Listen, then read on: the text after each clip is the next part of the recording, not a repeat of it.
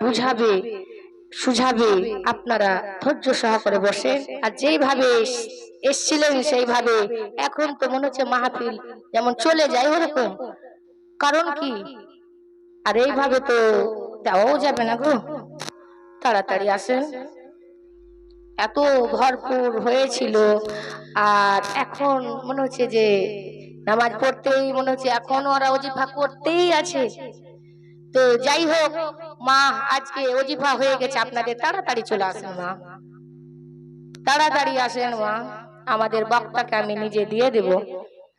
তো আমি যে মায়ের ঘটনাটা আমি শোনাচ্ছিলাম, যে মা যখন ছেলে যখন কিছু হয় তবে মায়ের মনে খুব কষ্ট হয়। মা আঘাত পেয়ে থাকেন ছেলের জন্য, যে কোথায় আমার ছেলের দুর্ঘটনা হলো, সে কিছু সব কিছু জানতে পারে। মা এমন একটা ছেলের সঙ্গে কানেকশন আছে, সে কানেকশনে টান দিচ্ছে আমার আল্লাহ স্বয়ং। আল্লাহই বলেছেন যে মা, মায়ের যেমন ছেলেদের পায়ের তলে, মা কার কার পায়ের তলে ছেলেদের জান্নাত? মায়ের পায়ের তলে। আর মায়েদের পায়ের তলে কার জান্নাত? স্বামীর পায়ের তলে। কারণ স্বামী হচ্ছে আমাদের মাথার তাজ, মাথার মুকুট। স্বামীকে যদি আমরা রাজা বানিয়ে রাখি তবে আমরা রানী হব। স্বামীকে যে আমরা খুশি রাখি তো আল্লাহ খুশি হয়ে যাবে। না হয় আপনি ভাবতে পেরেছেন, একদিন দেখতে গেল আপনাকে, দেখার পরে আপনাকে কি করলো? দেখার পরে দু পক্ষ থেকে দেখা দেখি হলো, যার সঙ্গে চিনহারি নাই তাকে দেখা দেখি হলো, তারপরে বউ সাজিয়ে নিয়ে আসলো। যেদিন আপনার বিয়ে দেওয়া হয় আর হাতে হাত দিয়ে সপানো হয়, সেদিন আল্লাহর আরশ পর্যন্ত খুশি হয়ে যায়। সুবহানাল্লাহ বলেন। কারণ আল্লাহর রহমত, আল্লাহ যদি স্বামী স্ত্রীতে যখন আপনাদের কথা আলাপ আলোচনা হয়, নারে তাকবীর, আল্লাহু আকবার বলেন, নারে তাকবীর, আল্লাহু আকবার, নারে সালাম রাসূলুল্লাহ। আমাদের দক্ষিণ দিনাজপুর আগত আমাদের মুসলিমা বেগম, আমাদের কোকিল কণ্ঠ আপনারা চলে এসেছে, আপনারা ধৈর্য সহকারে শুনেন। তবে আপনাদের ভাগ্য এই যে আমাদের বক্তা হাজির হয়ে গেছে, আর আপনারা ধৈর্য সহকারে প্যান্ডেলটা তাড়াতাড়ি ভরে যান, যেইভাবে গুছিয়েছিলেন তাড়াতাড়ি চলে আসেন মা বোন। আমাদের কোকিল কণ্ঠী চলে এসেছে আপনাদের, আপনারা দেখে তাকে মন যেমন ভরবে, শুনে তেমন আপনাদের মন ভরবে, তেমন আপনারা আমল করবেন তার কথা শুনে ইনশাআল্লাহ বলেন। কারণ এই আমাদের এই ভাগ্য, এই আমাদের এই যে আমার আপামনিকে পাওয়া আপনাদের অনেক ভাগ্য। কারণ ওই এই 3 দিন থেকে কিন্তু একদিনও ফাঁকা নাই, আমার বাড়ি এসে পৌঁছাচ্ছে, একদিনও ফাঁকা নাই, চলছে এইভাবে। আমার কত ভাগ্য এই নেমাদুলের মায়েদের ভাগ্য, ওদের অশিলাতে আপনারা গোটা কি জানো কালুয়াটলির মানুষরাকে যেন হাজির হয়ে গেছে এবং হাজির করে দিয়েছে। তবে মা বোন দাঁড়িয়ে থাকেন না, দাঁড়িয়ে থাকলে শয়তান দাঁড়িয়ে থাকে। মা রহমত বসে, তাড়াতাড়ি আপনারা আগে আসেন, আগে আগে বসেন। ইয়া নবী সালাম আলাইকা, আগে আসেন মা। ইয়া রাসূল সালাম আলাইকা, ইয়া হাবিব সালাম আলাইকা, সালাওয়াতুল্লাহ আলাইকা। এগিয়ে আসেন মা। এটা আমি দোয়া মানে আমি ক্যাম্পটা এমনি করিনি মা, জায়গা দেওয়ার জন্য, জায়গা দেওয়ার জন্য মা এগিয়ে আসেন। জায়গাটা আরো মানুষ আসবে, সবাই যেন বসে যান, আপনারা বসে যান, জায়গাটা গুছিয়ে গেছে, বসে যান। যেহেতু আমাদের বক্তা হাজির হয়ে গেছে, আমি আমার নিজের বক্তব্য শেষ করে দিব। তবে যে গজলটা আমি বলতে চাইছিলাম বলেই আমি দিয়ে দিব।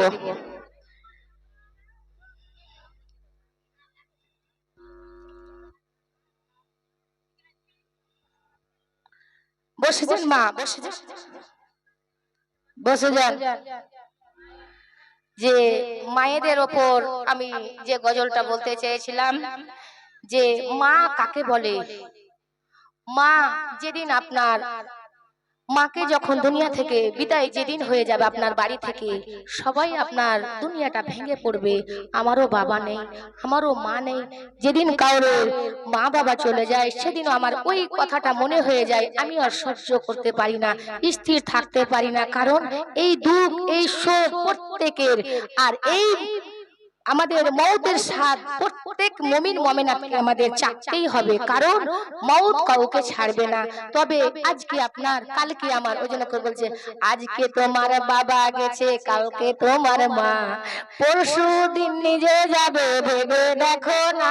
সুবহানাল্লাহ বলেন, কারণ প্রত্যেক লোক যাবে। এই জন্য কবি বলছেন আজকে তোমার বাবা গেছে, কালকে তোমার মা, পরশু দিন নিজে যাবে, ভেবে দেখো না। একে আনা একে জানা, কি বলছে বুঝছে, একলা আসবেন আর একলাই যাবেন। একে আনা একে জানা, সঙ্গে রে তোর কেউ যাবে না, প্রাণের পাখি উড়ে যাবে রে, পড়ে রাবে দুনিয়া। সুবহানাল্লাহ বলেন, একে আনা একে জানা, সঙ্গে রে তোর কেউ যাবে না, প্রাণের পাখি উড়ে যাবে রে, পড়ে রবে দুনিয়া। সুবহানাল্লাহ বলেন, আজকে তোমার বাবা গেছে গো, কালকে তোমার মা,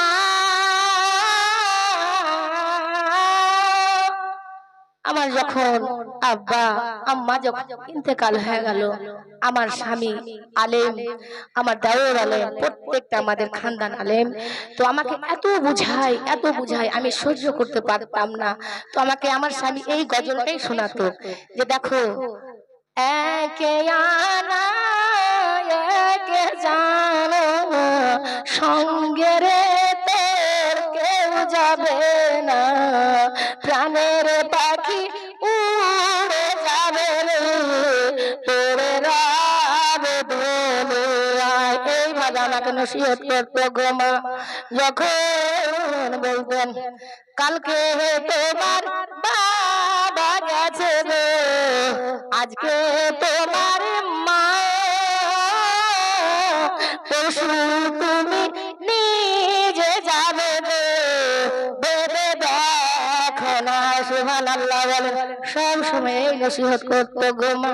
যখন এইভাবে নসিহত করতে করতে যখন এখন পর্যন্ত আমি যখন এতিমের যখন গজলগুলো যখন মনে হয়ে যায়, মনে হয় আমার ওই দিনটা মনে হয়ে যায়। সুবহানাল্লাহ বলেন, এই জন্য আমার স্বামী আমাকে প্রত্যেকদিন এই নসিহতটা করতো। ওই জন্য আমরা আপনাদেরকে বলি মা, প্রত্যেককে যেতে হবে একখানা সাদা কাপড় পরে, আইসেন আপনি উলঙ্গ অবস্থায়, যাবেন আপনি একটা কাফন। তবে মা, যে পরিস্থিতি রয়েছে, মায়েরা এখন দাঁড়িয়ে আছেন না বসে আছেন, আমাদের বাচ্চাটা কিন্তু চলে এসছে, তাড়াতাড়ি এদিকে আসেন না গো মা, এদিকে আসেন। আরে ওইদিকে কেন, এইদিকে আসেন মা, সামনে আসেন, আমাদের বক্তা হাজির হয়ে গেছে। তো এইভাবে কিন্তু আমাকে বুঝাতেন। তো তার জন্য আমিও আপনাদেরকে বুঝাচ্ছি, সবাইকে চলে যেতে হবে। শুধু হয়তো যা পরিস্থিতি আছে এখন, কখন মুসলমানে আমাদের যা চলছে মা, হয়তো কাফনটাও মিলবে কিনা সেটাও আমাদের সম্ভব নয় বলা। তবে আমরা আজ থেকে নিজে তওবা করে নিয়ে আমরা আল্লাহর দিকে ঝুঁকে পড়ি, আল্লাহ রাসূলের দিকে ঝুঁকে পড়ি। যেহেতু আমাদের নবী কত কষ্ট করে, জাহানের নবী আমার এখনো চিন্তায় পড়ে কান্নাই করতে আছেন। তবে আমি একটি আর মানে যে গজল বলে আমি আমার বক্তব্য শেষ করে আমি আবামকে দিয়ে দেব। দয়ার নবী দুই হাতি তুলে কান্দে নবী উম্মতি বলে, দয়ার দুই হাত তোলে। সুবহানাল্লাহ বলেন, দয়ার নবী দুই হাতি তুলে কান্দে নবী উম্মতি বলে, দয়ার দুই হাত তুলে। রব্বে হাবিলি উম্মতি বলে কান্দে গভীর রাত্রি কালে দয়ার দেহাত তোলে দয়ার নবী দুই হাতি তুলে কান্দে নবী উম্মতি বলে দয়ার দুই হাত তোলে যেদিন নবী জন্ম নিলেন সেদিন নবী সিজদাতে গেলেন দয়ার দুই হাত তোলে যেদিন নবী জন্ম নিলেন সেদিন নবী সিজদাতে গেলেন দয়ার দুই হাত তোলে মায়া মেনা দেখেন ছেলে কান্দে নবী সিজদায় উম্মতি বলে দয়ার দুই হাত তোলে সুবহানাল্লাহ মায়া মেনা দেখেন ছেলে কান্দে নবী উম্মতি বলে দয়ার দুই হাত তোলে গরে হেরা পার বিলে একলা নাবি যেতেন চলে দয়া দুই হাত তোলে একদিন রাত একদিন জিবরাইলে এসে খোদার কালাম নবীকে বলে দয়ার দুই হাত তোলে পশু পাখি সে জঙ্গলে কান্দে নবীর চোখের জলে দয়ার দুই হাত তোলে মায়া মে দয়ার নবী দুই হাতি তুলে কান্দে নবী উম্মতি বলে দয়ার দুই হাত তুলে আল্লাহুম্মা সাল্লি আলা সাইয়্যিদিনা মাওলানা মুহাম্মদ ওয়া আলা আলি সাইয়্যিদিনা মাওলানা মুহাম্মদ। মা বোন আপনারা এইটি তো আমাদের লোক এইটি ছিল তখন না তো এই আমি তো তখন থেকে অনেক লোক কম গো এখনো আসেনি এত নামাজ ফুল ভরা আর বক্তা বসে থাকবে ওদের বাড়ি ডাকতে যেতে হবে হ্যাঁ আচ্ছা আচ্ছা আচ্ছা যাদের ভালো লাগবে তারা আসবে না মা বোন আমরা হ্যাশট্যাগটাই আর কি করলাম যাদের ভালো লাগবে তারা থাকবে যাদের ভালো লাগবে না তারা চলে যাবে এই তো যারা আল্লাহকে ভালোবাসেন আল্লাহ রাসূলকে ভালোবাসেন তারাই থাকবে যারা বাসবে না তারা চলে যাবে কোনো ব্যাপার নেই কোনো সমস্যা নেই আমাদের যাই হোক আপনারা ধৈর্য সহকারে বসে থাকেন আর হ্যাঁ হ্যাঁ ঠিক ঠিক ঠিক আমার মা ঠিক বলেছে যে যারা আল্লাহকে ভালোবাসে আল্লাহ রাসূলকে ভালোবাসে তারা কিন্তু মাহফিল জান্নাতের সবারই অধিকার হয় নাই জান্নাতের বাগানে বসা আর যারা আল্লাহ ওয়ালা রাসূলকে মানে ওয়ালা তারাই কিন্তু শুনবে যে কি বা শোনাবে আমরা একটু শুনবো বুঝবো আল্লাহ যেন তোমাদেরকে তৌফিক দান করে আল্লাহ যেন তোমাদেরকে হেদায়েত দান করে একটু আমি দুটা ছন্দ বলে আমি নিজের বক্তব্য শেষ করে দিচ্ছি সাদা কাপড় পরাইয়া খাটের ওপর শুয়াইয়া, সাদা কাপড় পরাইয়া খাটের ওপর শুয়াইয়া, মাইরে তোমরা কই যাইতেছ লইয়া রে গ্রামবাসী, একটু দাঁড়াও মাইরে দেখি, নয়ন ভৈরা মাইরে দেখি রে গ্রামবাসী, একটু দাঁড়াও মাইরে দেখি, সাদা কাপড় পরাইয়া খাটের ওপর শুয়াইয়া, সাদা কাপড় পরাইয়া খাটের ওপর শুয়াইয়া, মাইরে তোমরা কই যাইতেছ লইয়া রে গ্রামবাসী, একটু দাঁড়াও মাইরে দেখি, নয়ন ভৈরা মাইরে দেখি রে গ্রামবাসী, একটু দাঁড়াও মাইরে দেখি। শোনো বাড়ির লোকজন কান্দিও না এখন, আর কান্দিলে লাভ হবে কি, শোনো বাড়ির লোকজন কান্দিও না এখন, আর কান্দিলে লাভ হবে কি,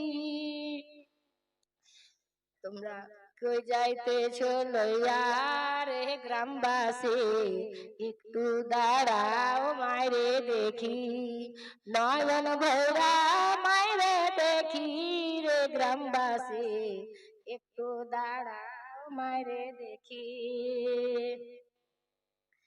ছেলে যদি কোথাও যায় মার মনেতে শান্তি নাই, কখন আসবে বাছা ফিরিয়া, ছেলে যদি কোথাও যায় মার মনেতে শান্তি নাই, কখন আসবে বাছা ফিরিয়া, কে নাচবে আর জাদু বলে মারলে যাই রে চলে, কে ডাকবে আর জাদু বলে মা মরে যাই রে চলে, কে খাইবে খাইতে রে গ্রামবাসী, একটু দাঁড়ায় মারে দেখি, নয়ন ভৈরা মারে দেখি রে গ্রামবাসী, একটু দাঁড়ায় মারে দেখি।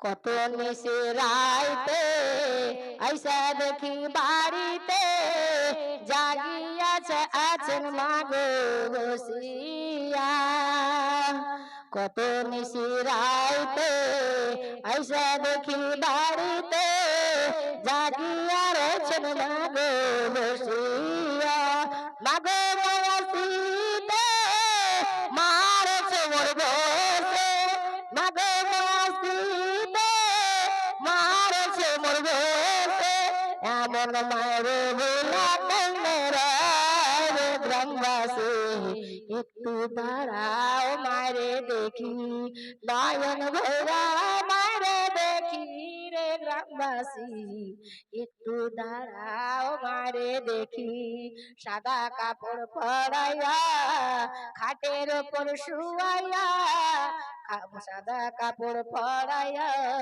খাটের ওপর শুয়াইয়া, মাইরে কই যাইতেছ তোমরা লইয়া রে গ্রামবাসী, একটু দাঁড়াও মাইরে দেখি, নয়ন ভৈরা মাইরে দেখি রে গ্রামবাসী, একটু দাঁড়াও মাইরে দেখি।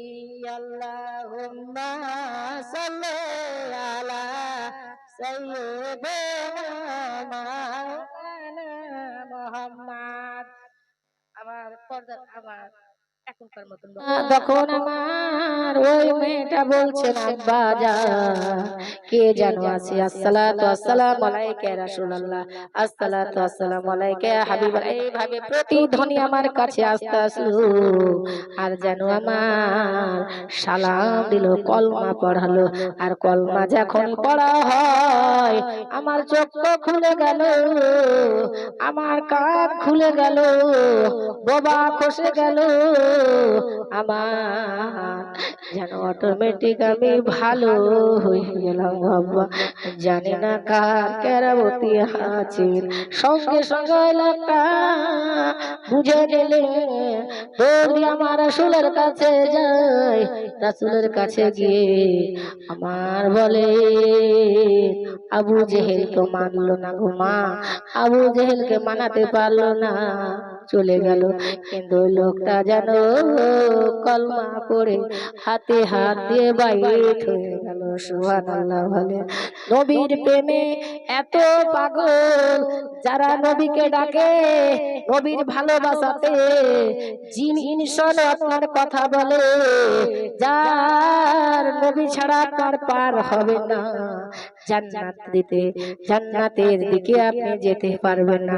আপনি যদি আপনার স্বামীকে যদি নারাজ করে, আপনার স্বামী যদি আপনার জন্য দোয়া না করে, আপনি যত ইবাদত করেন না কেন, ঘরটা ফেলে দিলে গো মা জান্নাতে যেতে পারবেন না। মা গো মা, এই ব্যবহার করিয়েন না গো মা।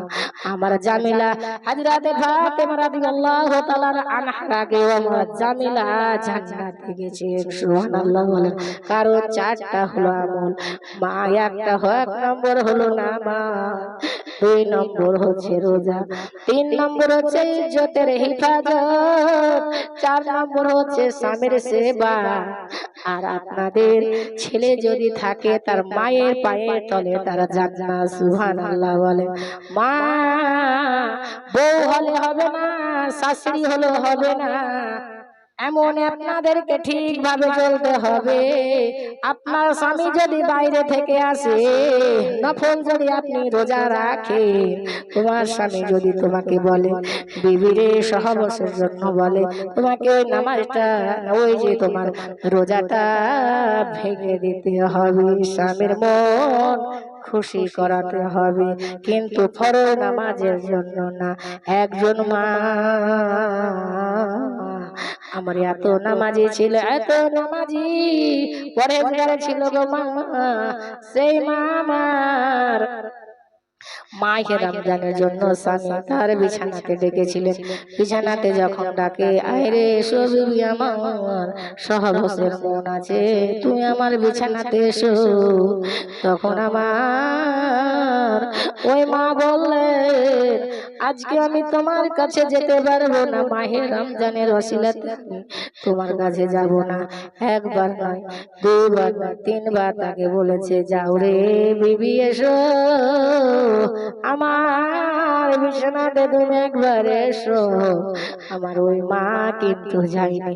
আল্লাহর তরফ থেকে একবার ওই স্বামী দোয়া করে দিল, আল্লাহ আমি চাইলাম তো আমার বিবি এত পরেজগার নামাজি, কিন্তু আল্লাহর নামাজ যেমন আপনার উপরে ফরজ করেছে, স্বামীর আদেশও আপনার জন্য ফরজ। সুবহানাল্লাহ বলে। স্বামী যদি একবার খুশি হয়ে যান, মা বাজার থেকে আপনার স্বামীরা আসছে গো মা, একটু যদি মুচকি হেসে হেসে যদি তুমি তোমার স্বামীর ব্যাগটাকে ধরে নাও, কথা বলে যদি বাজারটাকে ঢেলে নাও, মহব্বতের সাথে যদি কথা বলে নাও, আল্লাহ বলেন আমি ওই বান্দে জাহান্নাম হারাম করে দিলাম। সুবহানাল্লাহ বলে। মা পরক্রিয়া থেকে বেঁচে থাকেন, স্বামী আপনার বিদেশে আছে মা, আপনার স্বামী নাই, কিন্তু আপনি আল্লাহর রাহে দিন কাটান, ফোনে লিপ্ত থাকেন না, আপনার কান থাকতে আপনি কানে বহিরা হয়ে না, চোখ থাকতে আপনি চোখে বহিরা হয়ে না, মুখ থাকতে মুখের বহিরা হয়ে না। আল্লাহ দিয়েছে তোমাকে সুন্দর নিয়ামত, চোখখানা দিয়ে তুমি তেলাওয়াত করে না, চোখখানা দিয়ে তুমি, মুখখানা দিয়ে তুমি পড়ে না, আর তুমি কানখানা দিয়ে আল্লাহ রাসূলের কথা শুনে না গো। ওই মেয়েটার যখন স্বামী মেয়েটা যখন ইন্তেকাল হয়ে গেল, মেয়েকে মাকে বান্ধবী বলা হয়, মেয়েদের মা হলো বান্ধবী। মায়ের যায় তার বড় কেউ নেই আপন, কারণ মা যদি আপনার একটু কোনো যদি কষ্ট হয়, কাকে আঘাত লাগবে মা জেনে নেবে। আমার ছেলের হয়তো কষ্ট হয়েছে, ওই মহিলাটার ওই যাওয়ার মেয়েটা যখন ইন্তেকাল হয়, ইন্তেকালের পরে কবরস্থান দেওয়া হয়। কবরস্থানের পরে 1 সপ্তাহ যায়নি, মেয়েটা ছিল নামাজি। কবর থেকে যেন মাকে স্বপ্ন দেখায়, বাঁচাও বাঁচাও বলে আওয়াজ করছে।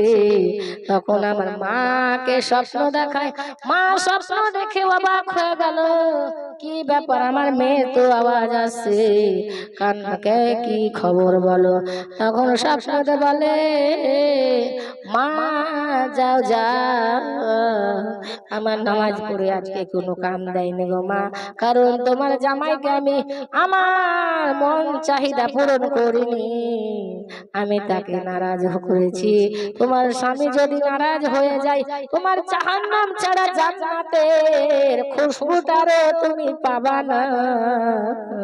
এই জন্য মা তখন শুনে বলছেন, মা আমার বড় এই অবস্থা, আমি বড় আযাবে আছি, নামাজ পড়ে আমার কোনো কাজ দেয়নি, কিন্তু মা যাও গো, তোমার জামাইকে যদি একবার বলে দাও, তোমার জামাই যদি একবার আমাকে কবরের কাছে এসে দোয়া করে ক্ষমা করে দেয়, তবে আমি জান্নাত পাবো। সুবহানাল্লাহ বলেন। তখন ওই মা দৌড় দিয়ে গেল, দৌড় দিয়ে যে জামাইকে বলেন, বাবা সালাম দেওয়া হলো, সালামের উত্তর না হলো। তারপর জিজ্ঞেস করলো, মা তুমি এত তাড়াতাড়ি কখনো তো আসেনি, কারণ কি বলো মা।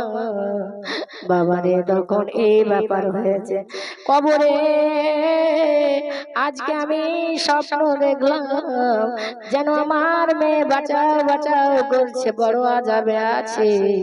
তুমি যদি একবার তোমার কাছে না চেয়েছিল, তুমি নাকি আমার মেয়েকে চেয়েছিলে আমি বিছানাতে সহবাসের জন্য, তো আমার মেয়ে তোমার কথা শোনেনি। বলো তুমি যদি একবার আমার মেয়ের জন্য দোয়া করে দাও, আমার মেয়ে হয়তো জান্নাতবাসী হয়ে যেতে পারে। সুবহানাল্লাহ বলেন। স্বামী নারাজ হয়ে যায়, আল্লাহ রাজে, আল্লাহ তোমার বেরাজ হয়ে যাবে, রাসূল বেরাজ হয়ে যাবে। আমার হযরতে ফাতেমা রাদিয়াল্লাহু তাআলা আনহার ব্যবহারের দিকে দেখে, কেমন তিনি স্বামীর সঙ্গে সেবা করেছিলেন, পাড়াপড়শির সঙ্গে কেমন ব্যবহার করেছিলেন, পর্দা কেমন করেছিলেন, নিজের মায়ের লাশ, ছেলের মাকে যখন আপনার আগা দিকে মাকে যখন নিয়ে চলে যাবে খাটলির উপর করে গো মা, ওই মা স্বপ্ন মেয়ে হোক না কেন, ছেলে হোক না কেন, মায়ের কলেজা, আমার ছেলে বাইরে আছে, কলেজা